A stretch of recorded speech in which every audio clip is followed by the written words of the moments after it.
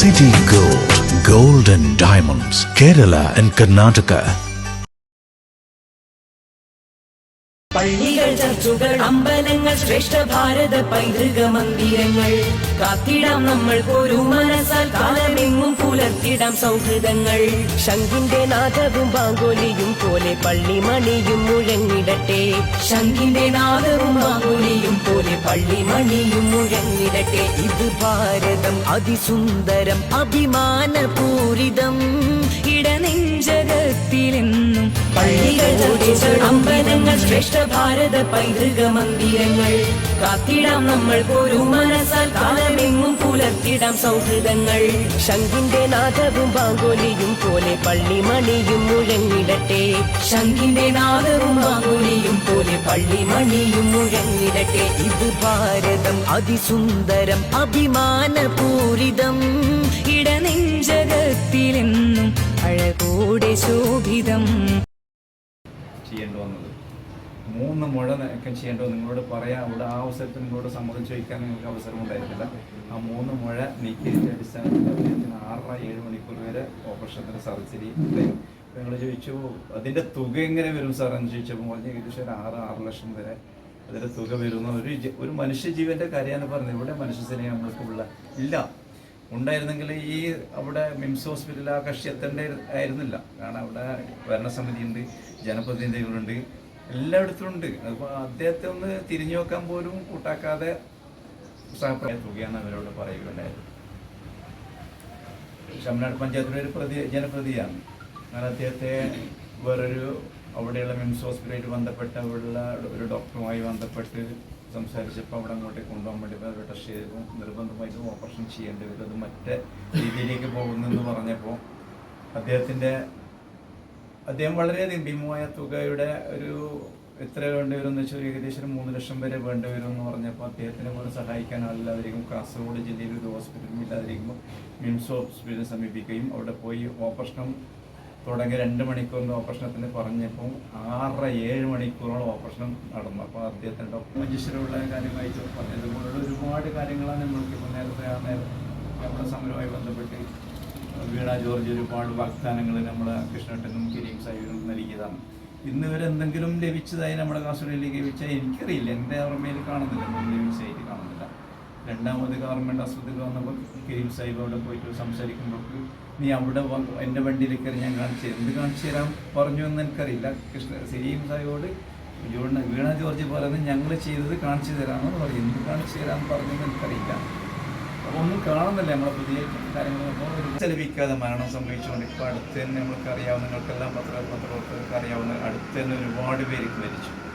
ചികിത്സ ലഭിക്കാതെ, ചികിത്സ നൽകാൻ പറ്റാതെ കുഞ്ഞുങ്ങളുടെ കഴുത്ത് ഞെരിച്ച് കൊന്ന സംഭവം വരെ നമ്മുടെ കാസർഗോഡുള്ള എന്നിട്ട് ആത്മഹത്യ ചെയ്ത അമ്മമാർ അവർ നമ്മുടെ കാസർഗോഡുള്ള കാര്യങ്ങളാണ്.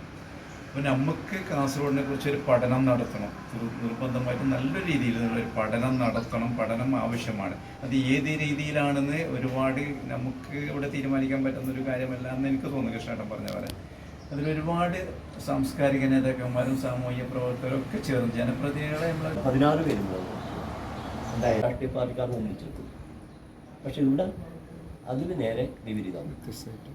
അത് നമ്മുടെ സൊസൈറ്റിയിലെ ഒരു വലിയ ഒരു എന്താ വേണ്ട ഒരു കുറവാണ് നമുക്ക് പറയാൻ പറ്റും. അത് നമ്മളെപ്പോലെ ഉള്ള ആളുകൾ തന്നെയാണ് അതിനെ എന്ത് ചെയ്യേണ്ടത്, ഒരു പൊതുബോധം നിലനിർത്തുന്ന പൊതു ആവശ്യത്തിൽ ഒന്നിപ്പിക്കാൻ കഴിവുള്ള ആളുകളുടെ കൂടെ വന്നിട്ടുണ്ട്, ഇനി വരും.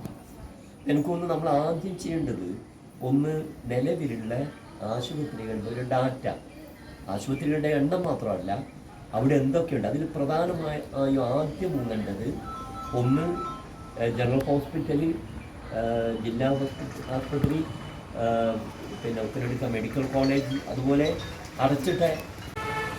ഇപ്പോൾ കഴിഞ്ഞ ദിവസം ഇപ്പോൾ കാസർഗോഡ് ജില്ലാ ആശുപത്രി കാഞ്ഞങ്ങാട് കാർഡിയോളജി വിഭാഗം തുടങ്ങിയതിന് കുറച്ച് ഞാൻ നേരത്തെ പറഞ്ഞത് നല്ല ഡോക്ടറാണ്.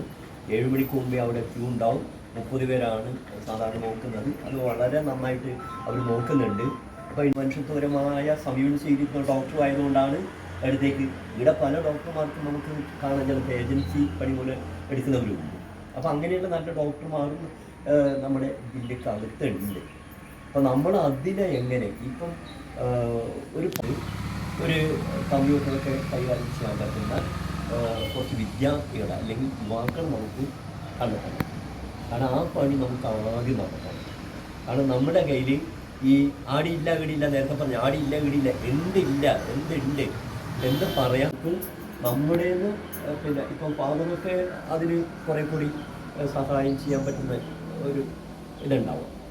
കാരണം അദ്ദേഹത്തിൻ്റെ കൂടെ ചിലപ്പം കുറേ വിദ്യാർത്ഥികളെയും കണ്ടെന്ന് വരും. അപ്പോൾ നമ്മളും അങ്ങനെ ഒരു ടീമിനുണ്ടാക്കി അടിയന്തരമായി ചെയ്യേണ്ടത് കൊണ്ട് അങ്ങനെ ഒരു ടീം ഉണ്ടാക്കിയിട്ട് ആ ടീമിനെ കൊണ്ട് ഇതിൻ്റെ റിപ്പോർട്ട് ശേഖരിച്ചിട്ട് എന്നിട്ട് വേണം നമുക്ക് വിപുലമായ യോഗത്തിൽ. കാരണം നമ്മൾ ആളുകൾ വരുമ്പോൾ എന്താണ് നമ്മളിങ്ങനെ ഒരു വെറുതെ ഒരു പ്രസംഗം നടത്തിയിട്ട് കാര്യമില്ല, എന്താണ് ಇವಿಡುತ್ತೆ ಅವಸ್ಥೆ ಎಂದು പറയാൻ ನಮ್ಮ ಹೆಣ್ಮಗಜ ಪಂಚಾಯತಿಂದ ಎಲ್ಲ ಬೆಂಬಲವನ್ನು ಸೂಚಿಸ್ತೇನೆ. ಸತ್ತೋದ ಹಾಗೆ ತಮ್ಮನಾಗಿ ಅವನಿಗೆ ಕ್ಯಾನ್ಸರ್ ಆಗಿ ಅವನು ಸತ್ತು ಹೋಗಿ 20 ದಿವಸ ಆದಿದ್ದಷ್ಟೇ. ಆಗ ಎಷ್ಟೋ ಕಷ್ಟದಲ್ಲಿ ಮ್ಯಾಂಗ್ಳೂರಲ್ಲಿ ಹೋಗುವಾಗ ಅಣ್ಣ 3 ಲಕ್ಷದಿಂದ ಆಪರೇಷನ್ಗೆ ಹೇಳಿದೆ ಅಂತೆ. ಅದು ಆಗೋದಿಲ್ಲ ಅಂತ ಕೋಯಿಕೋಡು ಮೆಡಿಕಲ್ ಕಾಲೇಜಿಗೆ ಹೋಗಿ ಸಾಧಾರಣ 6 ತಿಂಗಳವರೆಗೆ ಅಲ್ಲಿಂದ ಮದ್ದು ತೆಕ್ಕೊಂಡು ಮೊನ್ನೆ 20 ದಿವಸ ಆದಷ್ಟೇ. ಅವರು ಬಡವರು. ಮತ್ತು ನಮ್ಮ ಎಂಡೋಸಲ್ಪನ್ನಲ್ಲಿದ್ದ ಅವರು ಹಾಗೆ ಯಾವಾಗಲೂ ಈಗ ಮದ್ದಿಲ್ಲ. ನಿನ್ನೆ ಒಂದು ಪಳತರದಲ್ಲಿ നിന്നെ പലതരത്തിലൊന്നും ആരോഗ്യ മേഖലയിൽ ആദ്യം തൊട്ടില്ല എന്ന് പലപ്പോഴും എനിക്ക് വേദനയോടുകൂടി ഞാൻ ചിന്തിച്ചിട്ടുണ്ട്. എന്നിരുന്നാൽ തന്നെ ഇന്ന് ഈ ഒരു ചെറിയ കൂട്ടമാണെങ്കിലും എനിക്ക് വളരെ സന്തോഷമുണ്ട്. ഞാൻ പറഞ്ഞു, ഞാൻ സാറിനോട് ചോദിച്ചിട്ട് ഞാൻ ജോയിൻ ചെയ്തതാണ്. ഒരു ചെറിയ തീപ്പൊരി മതി ഒരു കാട് കത്തിക്കാൻ എന്ന് പറയുന്നത് പോലെ ഈ ഒരു ചെറിയ കൂട്ടം മതി നമുക്ക് തീർച്ചയായിട്ടും പരിപാടി അദ്ദേഹം ആരംഭിച്ചത് നിങ്ങൾ കണ്ടു.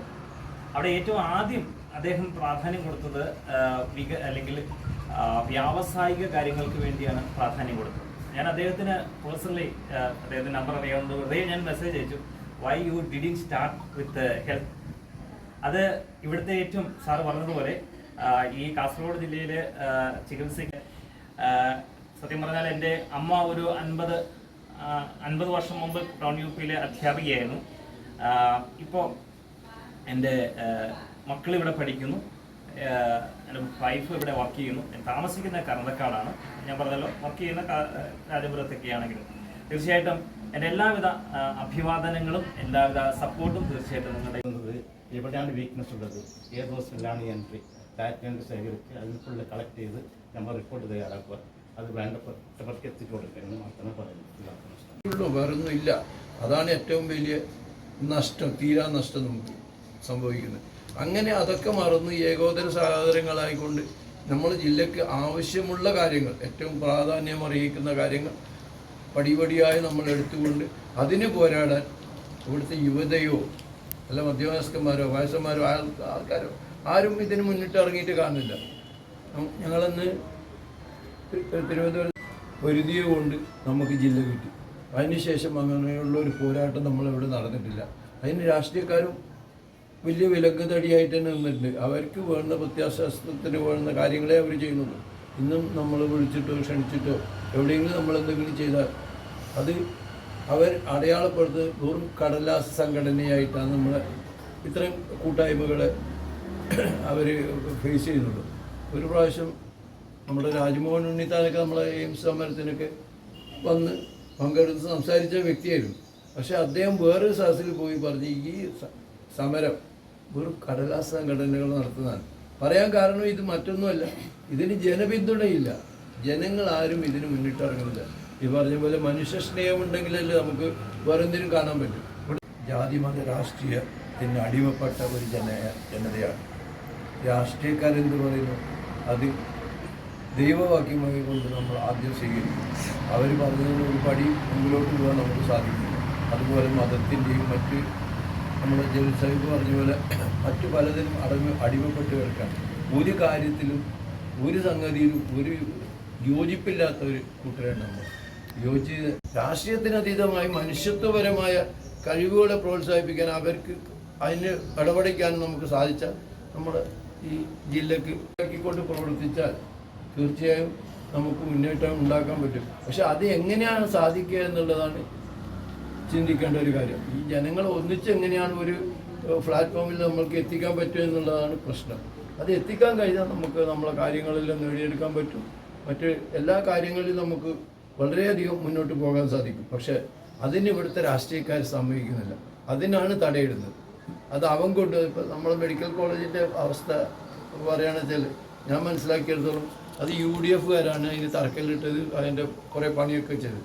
അതിനുശേഷം ഇപ്പം 5-8 വർഷമായി അവിടെ ഒരു പ്രവർത്തനം നടക്കുന്നില്ല. നടന്നാൽ തന്നെ മനുഷ്യന്മാർ കണ്ണിൽ പൊടിയിടാനുള്ള അഭ്യാസങ്ങൾ മാത്രമേ അവിടെ നടക്കുന്നുള്ളൂ.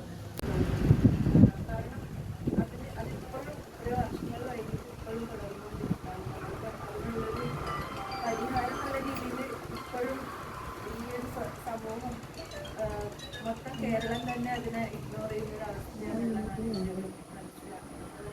അതുകൊണ്ട് തന്നെയാണ് ഇപ്പോൾ ഈ മീറ്റിങ്ങിൽ ഞാൻ പങ്കെടുക്കാനും കാരണം മാധ്യമങ്ങളുടെ ഒരു കാര്യം പറയുകയാണെങ്കിൽ കാസർഗോഡിൽ നിന്നുള്ള എത്രത്തോളം അങ്ങനത്തെ ഒരു കണക്ഷൻ ഈ ജില്ലയായിട്ടുണ്ടെന്നല്ലാതെ മുമ്പ് ഇപ്പോൾ ഡിഗ്രി സമയത്ത് പഠിക്കുന്ന ആ ഒരു സമയത്താണ് ഇവിടുത്തെ സൽഫാനുമായിട്ട് റിലേറ്റഡ് ആയിട്ടുള്ള സമരങ്ങളെ കുറിച്ചൊക്കെ അറിയുന്നത്. അപ്പോൾ ആ സമയത്ത് മുതലേ ശ്രദ്ധിക്കുന്നുണ്ട്. കാരണം നമ്മുടെ ഈ ഒരു ജില്ലേനെ കുറിച്ച് എന്താ പറയുക, ഏറ്റവും ഈ ജില്ല നേരിട്ടിട്ടുള്ള ഏറ്റവും വലിയൊരു ദുരന്തം എന്ന് പറയുന്നത് ഏറ്റവും തീവ്രമായിട്ടുള്ള ഈ കേരളം എന്ന് പറയുന്നൊരു മൊത്തത്തിലൊരു സംസ്ഥാനം എന്നുള്ള രീതിയിലുള്ളൊരു മാധ്യമ ലോകത്ത് ഇത്രത്തോളം ശബ്ദം ഉണ്ടെന്നുള്ളത് വലിയൊരു ക്വസ്റ്റ്യനാണ്. കാരണം ഇപ്പോഴും മാധ്യമങ്ങൾ എന്ന് പറയുമ്പോൾ നമ്മുടെയൊക്കെ അടുത്ത് ഏറ്റവും ആദ്യം എത്തുന്നത് വിഷ്വൽ ആണ്, ദൃശ്യമാധ്യമങ്ങളാണ്, TV ആണ്. അത് കഴിഞ്ഞ് മാത്രമാണ് പത്രമായാലും അല്ലെങ്കിൽ മറ്റ് മാഗസിനുകളായാലും ഡിജിറ്റൽ മീഡിയ ആയാലും എത്തുന്നത്. അപ്പോൾ അതിലെത്രത്തോളം കാസർഗോഡ് പ്രതിനിധീകരിക്കപ്പെടുന്നുണ്ട് അല്ലെങ്കിൽ ദൃശ്യമാധ്യമങ്ങളിൽ എത്രത്തോളം ഈ വിഷയങ്ങൾ എത്തുന്നുണ്ട് എന്നൊരു ചോദ്യം കൂടിയുണ്ട്. അതുകൊണ്ട് കൊണ്ടുപോയില്ല എന്നാണ്. ഞങ്ങൾ ഈ കൊണ്ടുപോയ ഫയൽ മൊത്തം അവർ ഇട്ടിട്ടാകുമ്പോൾ അവർ പറഞ്ഞത് നിങ്ങളുടെ അവസ്ഥ എന്താണ്, ഇങ്ങനെ ആയിക്കഴിഞ്ഞാൽ ഒരുപാട് ആൾക്കാർ മൊത്തം കേരളത്തിലെല്ലാവരും കാസർഗോഡത്തെ എല്ലാവരും അങ്ങോട്ടാണ് പോകുന്നത്. അപ്പോൾ ഡോക്ടർ കണ്ടുപിടിച്ചിട്ടാകുമ്പോൾ പറഞ്ഞത് ഇത് തന്നെയാണ്, ഒരുപാട് ഗുളിക കഴിക്കാനായി തന്നെയാണ്. അത് പിന്നെ അപ്പോൾ കണ്ടുപിടിക്കാൻ പോലും നമ്മുടെ നാട്ടിലത്തെ ചികിത്സക്ക് ആവുന്നില്ല. പിന്നെ അപ്പോൾ ഇപ്പോഴും അങ്ങനെ വയ്യാതാകുമ്പോൾ ഇവിടെ എവിടെയും കൊണ്ടുപോകാൻ നമുക്കൊരു വിശ്വാസമില്ല. കാര്യമില്ല നമുക്ക് കൊണ്ടുപോയിട്ട്. അപ്പോൾ ഞാൻ ഇന്ന് കഴിഞ്ഞ ആഴ്ച ഇപ്പം എന്നെ സുഖമില്ലാത്തോടെ ചെയ്തിട്ട് ഒരുപാട് ബില്ലായി. സ്നേഹവീടും അമ്മമാരും അവരൊക്കെ നല്ല സഹായിച്ചിട്ടുണ്ട് നഴ്സറായിട്ട്. ഇപ്പോഴും അതന്നെ പറഞ്ഞത് നമ്മൾ ഒരുപാട് എനിക്കറിയുന്ന കുട്ടികൾ പോലും ശ്രീചിത്രയിൽ തിരുവനന്തപുരത്തൊക്കെ 4 ആളൊക്കെ എടുത്തിട്ടാണ് ആശുപത്രിയിൽ കൊണ്ടുപോകുന്നത്. അധികം ആളും മംഗലാപുരത്തേക്കും തിരുവനന്തപുരത്തൊക്കെയാണ് ആശ്രയിക്കുന്നത്. അപ്പം നമ്മളെ കാസർഗോഡ് നല്ലൊരു ഹോസ്പിറ്റൽ വേണം നമുക്ക് എല്ലാവർക്കും കൊണ്ടുവച്ച്. പ്രശ്നങ്ങൾ വരുന്നത് ഇവിടെ ഏതെങ്കിലും സ്ഥാപനം തുടങ്ങുമ്പോഴാണ്. തുടങ്ങിയവർക്കറിയാം ഈ പിന്നെ ബിസിനസ്സുകാരുള്ള കണക്ഷൻ ഉണ്ടാവും. അപ്പോൾ അവർക്കറിയാം എന്ത് ഈ ബിസിനസ്സുകാർ നമ്മൾ തുടങ്ങിയാൽ അവർ ബിസിനസ്സിന് വേണ്ടിയാണെങ്കിൽ പോലും നമുക്ക് ഗുണമുണ്ടാവുന്നുണ്ട്. ആശുപത്രിയൊക്കെ ആണെങ്കിൽ, ആശുപത്രി ആണെങ്കിലും ബിസിനസ് ആണെങ്കിലും വിദ്യാഭ്യാസം ബിസിനസ് വ്യവസായ സ്ഥാപനങ്ങളൊക്കെ നമ്മളുണ്ട് കാസർഗോഡ്. തുടങ്ങുമ്പോൾ അറിയാം, നമ്മുടെ പണം ഉണ്ടായിട്ട് നമ്മൾ തുടങ്ങിയാൽ നമുക്കറിയാം അതിൻ്റെ നൂലാമാല. സ്ഥാപനങ്ങൾ തുടങ്ങുമ്പോഴാണ് വിഷയങ്ങൾ ഓരോന്നേ കൊണ്ടുവരുന്നത്, ഓരോ ടെക്നിക്ക്. നമുക്കറിയാം, നമ്മൾ ചെറുപ്പകാലത്ത് സർക്കാർ ആശുപത്രിയിൽ തന്നെ ആരും പോകാനവസ്ഥയില്ലായിരുന്നു. ഇന്ന് മറിച്ച് അതിലൊക്കെ മാറ്റം വന്നു. ഇന്ന് നല്ല സൗകര്യത്തോടു കൂടിയുള്ള പിന്നെ കാസർഗോഡ് നേരത്തെ മഞ്ചേശ്വരം താലൂക്ക് ആശുപത്രിക്ക് വേണ്ടി അവിടുത്തെ നാട്ടുകാർ ജനങ്ങളും നിരവധി സമരമാർഗം നടത്തിയിട്ടുണ്ട്. ഞാൻ ഉൾപ്പെടെയുള്ള ഒരു സംഘടന ഒരു മാസക്കാലം ഹോസ്പിറ്റലിന് മുമ്പിൽ ഹോസ്പിറ്റലിൻ്റെ വികസനത്തിന് വേണ്ടി നിരന്തര സമരം നടത്തുകയുണ്ട്. ആ സമരത്തിന് അന്നത്തെ മന്ത്രി അവിടെ സൗകര്യം പോലും ഇല്ലാതാകുമ്പോൾ അവർ 6 മാസം നിൽക്കും. പിന്നെ വല്ല അവിടുന്ന് ട്രാൻസ്ഫർ ആയിട്ട് അവർ വേറെ സ്ഥലത്തേക്ക് മാറിപ്പോകും. അതുപോലെ തന്നെ നമുക്കറിയാം, അവിടെ ഒരു ചെറിയൊരു ആക്സിഡൻ്റ് ആയിട്ട് ഹോസ്പിറ്റലിൽ വന്നാലും, അതല്ല ചെറിയൊരു വീട്ടിൽ വീണ് പരിക്കേറ്റ് ഹോസ്പിറ്റലിൽ വന്നാലും അതിന് എന്താണ് ഒരു എക്സ്റേ സംവിധാനം, ഒരു സ്കാനിങ്ങോ യാതൊരു സംവിധാനമില്ല. അപ്പോൾ അവിടുന്ന് എന്ത് ചെയ്യും, കാസർഗോട്ടേക്ക് റെഫർ ചെയ്യും. നിങ്ങൾ കാസർഗോഡ് ജനറൽ ഹോസ്പിറ്റലിൽ പോയിക്കോളി, അവിടെ കിട്ടുന്നുള്ളത്. അപ്പോൾ അവിടുന്ന് ഇങ്ങോട്ടേക്ക് വരണ്ടായിരുന്നു. അപ്പോൾ എന്ത് ചെയ്യുന്ന ആൾക്കാർ ഇതിനേക്കാളും മംഗലാപുരം പോകുന്നതിന് അതുപോലെ തന്നെ മഞ്ചേശ്വരം. എന്നെ സംബന്ധിച്ചിടത്തോളം ഞാൻ മഞ്ചേശ്വരമാണ്. മഞ്ചേശ്വരത്ത് നേരത്തെ PSC ഹോസ്പിറ്റൽ ഉണ്ടായിരുന്നു. അത് പിന്നീട് താലൂക്ക് ആശുപത്രി ആയി മാറ്റിയെങ്കിലും ഇന്നും അവിടെ PSCയുടെ സൗകര്യം പോലും ലഭിക്കുന്നില്ല എന്നുള്ളതാണ് അറിയാതെ. അത്യാവശ്യത്തിന് ഡോക്ടർമാർ വരെ അവിടെ ഇല്ല. ഏതെങ്കിലും ഒരു ഡോക്ടർ വന്നാൽ തന്നെ 5-6 മാസം കഴിയുമ്പോൾ അവർ അവിടുന്ന് ട്രാൻസ്ഫർ ആയിട്ട് പോകുന്ന ഒരു കാഴ്ചപ്പാട്. അതിന് ഡോക്ടർമാർ മാത്രം കുറ്റപ്പെടുത്തിയിട്ട് കാര്യമില്ല. അവർക്ക് പള്ളികൾ, ചർച്ചുകൾ, അമ്പലങ്ങൾ, ശ്രേഷ്ഠ ഭാരത പൈതൃക മന്ദിരങ്ങൾ കാത്തിടാം നമ്മൾ ഒരു മനസ്സാൽ കാലമെങ്ങും പുലർത്തിടാം സൗഹൃദങ്ങൾ. ശംഖിന്റെ നാദവും ബാങ്കോലിയും പോലെ പള്ളിമണിയും മുഴങ്ങിടട്ടെ. ശംഖിന്റെ നാദവും ബാങ്കോലിയും പോലെ പള്ളിമണിയും മുഴങ്ങിടട്ടെ. ഇത് ഭാരതം അതിസുന്ദരം അഭിമാനപൂരിതം ഇടനെഞ്ചകത്തിലെന്നും പള്ളികൾ, ചർച്ചുകൾ, അമ്പലങ്ങൾ, ശ്രേഷ്ഠ ഭാരത പൈതൃക മന്ദിരങ്ങൾ കാത്തിടാം നമ്മൾ ഒരു മനസ്സാൽ കാലമെങ്ങും പുലർത്തിടാം സൗഹൃദങ്ങൾ. ശംഖിന്റെ നാദവും ബാങ്കോലിയും പോലെ പള്ളിമണിയും മുഴങ്ങിടട്ടെ. ശംഖിന്റെ നാദവും ബാങ്കോലിയും പോലെ പള്ളിമണിയും മുഴങ്ങിടട്ടെ. ഇത് ഭാരതം അതിസുന്ദരം അഭിമാനപൂരിതം അമ്പലങ്ങൾ, ശ്രേഷ്ഠ ഭാരത പൈതൃക മന്ദിരങ്ങൾ കാത്തിടാം നമ്മൾ ഒരു മനസ്സാൽ കാലമെങ്ങും പുലർത്തിടാം സൗഹൃദങ്ങൾ. ശംഖിന്റെ നാദവും ബാങ്കോലിയും പോലെ പള്ളിമണിയും മുഴങ്ങിടട്ടെ. ശംഖിന്റെ നാദവും ബാങ്കോലിയും പോലെ പള്ളിമണിയും മുഴങ്ങിടട്ടെ. ഇത് ഭാരതം അതിസുന്ദരം അഭിമാനപൂരിതം ഇടനെഞ്ചകത്തിലെന്നും അഴകോടെ അമ്പലങ്ങൾ, ശ്രേഷ്ഠ ഭാരത പൈതൃക മന്ദിരങ്ങൾ കാത്തിടാം നമ്മൾ ഒരു മനസ്സാൽ കാലമെങ്ങും പുലർത്തിടാം സൗഹൃദങ്ങൾ. ശംഖിന്റെ നാദവും ബാങ്കോലിയും പോലെ പള്ളിമണിയും മുഴങ്ങിടട്ടെ. ശംഖിന്റെ നാദവും ബാങ്കോലിയും പോലെ പള്ളിമണിയും മുഴങ്ങിടട്ടെ. ഇത് ഭാരതം അതിസുന്ദരം അഭിമാനപൂരിതം ഇടനെഞ്ചകത്തിലെന്നും അഴകോടെ അമ്പലങ്ങൾ, ശ്രേഷ്ഠ ഭാരത പൈതൃക മന്ദിരങ്ങൾ കാത്തിടാം നമ്മൾ ഒരു മനസ്സാൽ കാലമെങ്ങും പുലർത്തിടാം സൗഹൃദങ്ങൾ. ശംഖിന്റെ നാദവും ബാങ്കോലിയും പോലെ പള്ളിമണിയും മുഴങ്ങിടട്ടെ.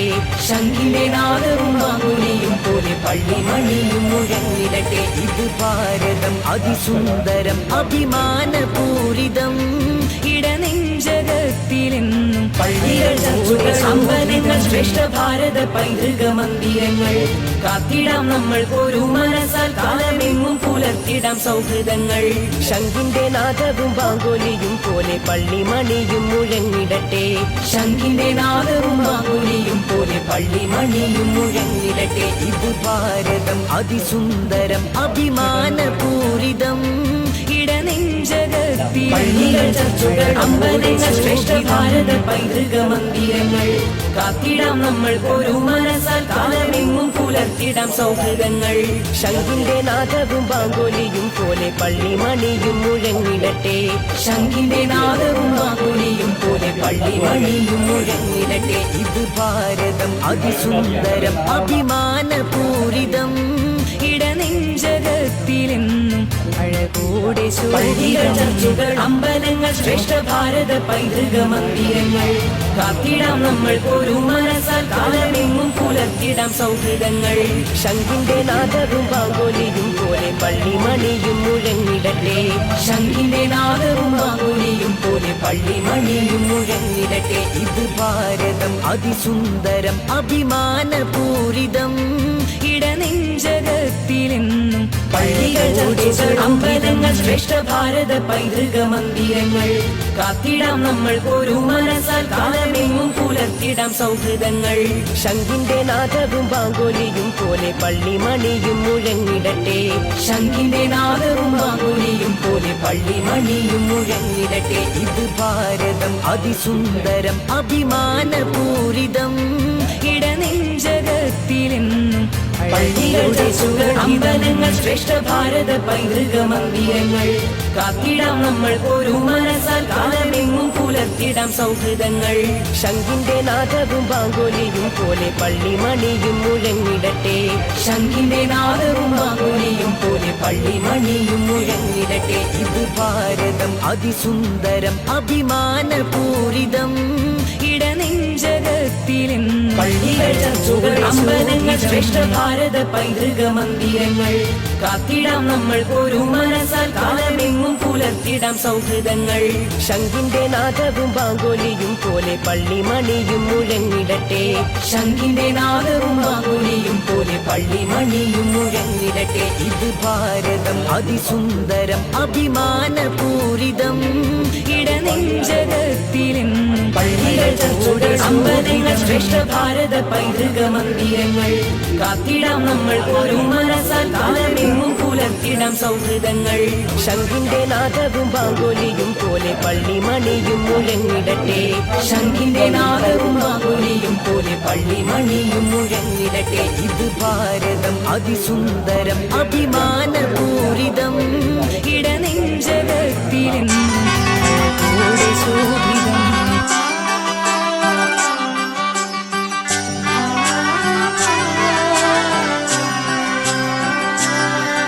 ഇവളണിയും പൊന്നല്ലേ കനവുണരും ദിനമല്ലേ മുഞ്ചത്തി പെണ്ണിൻ നിൻ മനം പെണ്ണഴകിനു മിഴിവേകി എന്നെന്നും നിന്നില്ലേ മാറ്റേറും പൊന്നിൻ താരമേ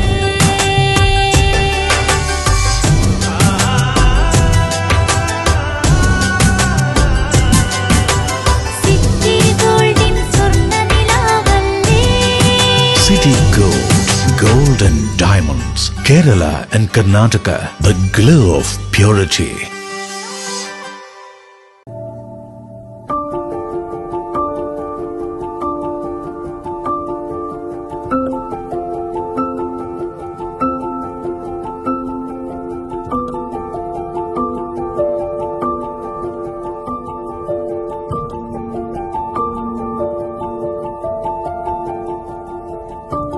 ലക്ഷ്യം മികച്ച ജോലിയാണെങ്കിൽ പഠിക്കാം റൂട്രോണിക്സിന്റെ ഗവൺമെന്റ് അംഗീകൃത കോഴ്സുകൾ. കേരളത്തിലുടനീളമുള്ള അംഗീകൃത പഠന കേന്ദ്രങ്ങൾ വഴി SSLC, +2, ഡിപ്ലോമ, ഡിഗ്രി പഠനം പൂർത്തിയാക്കിയവർക്ക് ഇപ്പോൾ അപേക്ഷിക്കാം.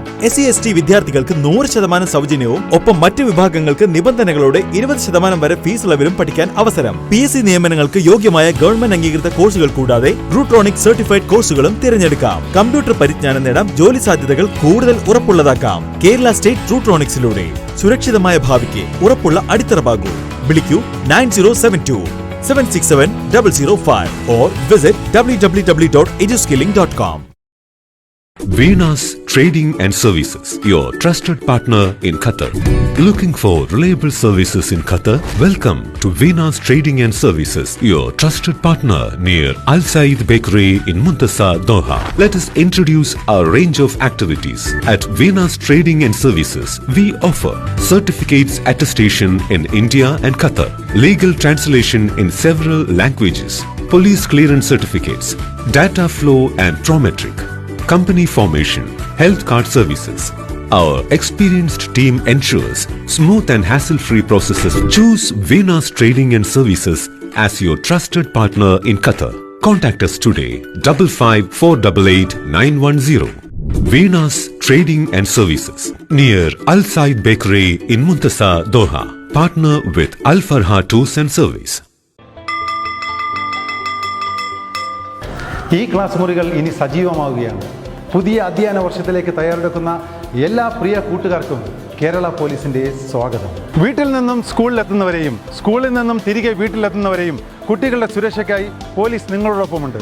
അതിലേക്കായി ഒരു വിദ്യാർത്ഥി സുരക്ഷാ പദ്ധതി തന്നെ ഈ അധ്യയന വർഷം പോലീസ് നടപ്പിലാക്കുന്നുണ്ട്. സ്കൂളുകളിൽ മാത്രമല്ല, യാത്രാമധ്യയുള്ള എല്ലാ മേഖലകളിലും നിരീക്ഷണം ഉറപ്പിക്കുന്നതാണ് പോലീസിൻ്റെ ഈ പുതിയ പദ്ധതി. സ്കൂൾ ബസ്സുകളിലെ ഡ്രൈവർമാർ, കണ്ടക്ടർമാർ, മറ്റു ജീവനക്കാർ നിർബന്ധമായും പോലീസ് ക്ലിയറൻസ് സർട്ടിഫിക്കറ്റ് എടുത്തിരിക്കണമെന്ന് നിർദ്ദേശം നൽകിയിട്ടുണ്ട്. സ്കൂൾ വിദ്യാർത്ഥികളെ ലക്ഷ്യമിട്ടുള്ള ലഹരി സംഘങ്ങളെ കുരുക്കുന്നതിനായി സ്കൂളുകൾ, കോളേജുകൾ, ട്യൂഷൻ സെന്ററുകൾ എന്നിവിടങ്ങളെല്ലാം ശക്തമായ പോലീസ് നിരീക്ഷണവും പെട്രോളിംഗും ഏർപ്പെടുത്തിയിട്ടുണ്ട്. സ്കൂൾ പരിസരത്ത് പതിവായി തമ്പടിക്കുന്നവരെയും വന്നുപോകുന്ന കച്ചവടക്കാരെയും പോലീസ് വാച്ച് ചെയ്യുന്നുണ്ട്. സ്കൂളുകളുടെ പരിസരത്തുള്ള കടകളിൽ ലഹരി വസ്തുക്കൾ വിൽക്കുകയോ സൂക്ഷിക്കുകയോ ചെയ്യുന്നുണ്ടോ എന്നറിയുവാൻ പോലീസിന്റെ നിരീക്ഷണം ഏർപ്പെടുത്തിയിട്ടുണ്ട്. ലഹരി വിൽപ്പന സംബന്ധമായ എന്തെങ്കിലും വിവരങ്ങൾ നിങ്ങൾക്ക് ലഭിക്കുകയാണെങ്കിൽ നിങ്ങൾ ഉറപ്പായും 112 വിളിച്ചറിയിക്കുകയോ യോദ്ധാവ് വാട്സാപ്പ് നമ്പറിൽ മെസ്സേജ് ചെയ്യാവുന്നതുമാണ്.